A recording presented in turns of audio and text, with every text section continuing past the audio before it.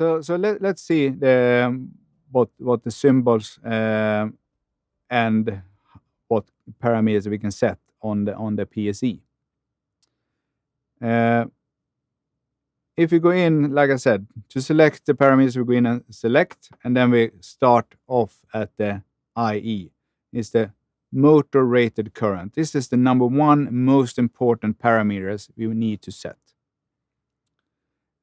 So, for example, this is a PSE 18. It's set to 18 amps, but that's maybe not what a motor need to be. So let us set it to 17.5 amps. It's our motor rated current. And then confirm. And then we go to the next one. That is the start ramp. This parameter you can set between 1 to 30 seconds. Default value is 6 seconds. But say for our application we need 10 seconds. So then we click select, and then we navigate up to 10 seconds, and then select to confirm. Stop ramp time is the next one.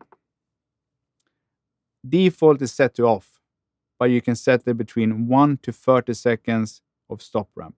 Most of the application don't need a stop ramp. They can stop to halt by themselves.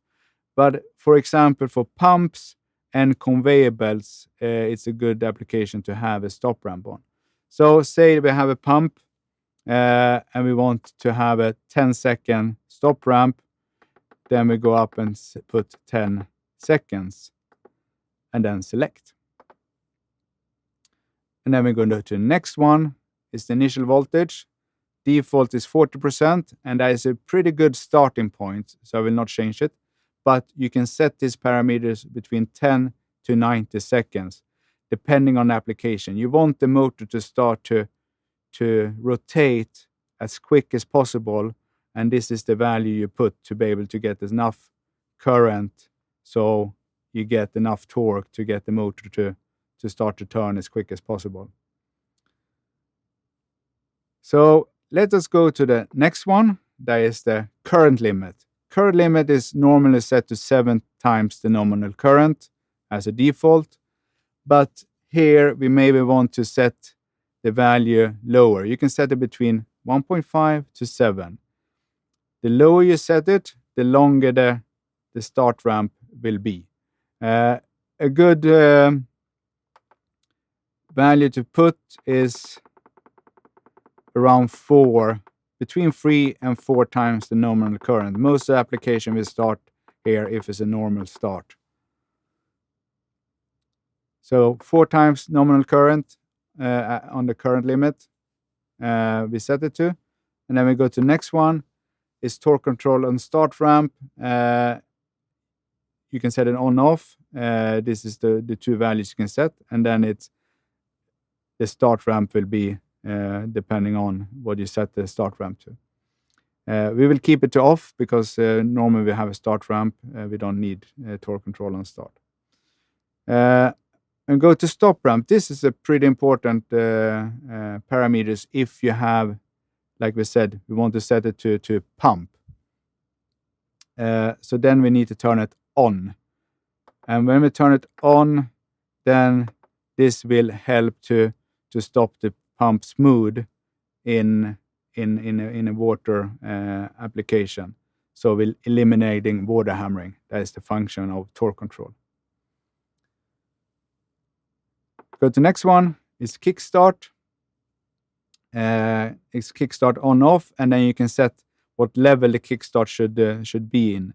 And kickstart is a function where you want, in case if you have something unnormal and it's more heavy than normal is. For example, a conveyor belt where you have a lot loaded on the conveyor. Then you can add on a kickstart, so you get the extra boost to be able to start this application.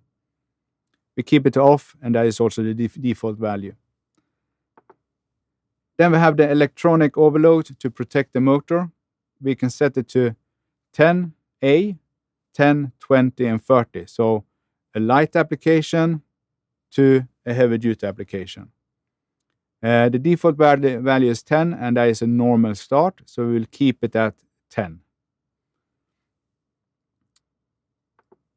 Then we have the underload protection, and underload protection is as a sound. If you have a load that gets very light under the normal run, then this can actually trigger and stop the application.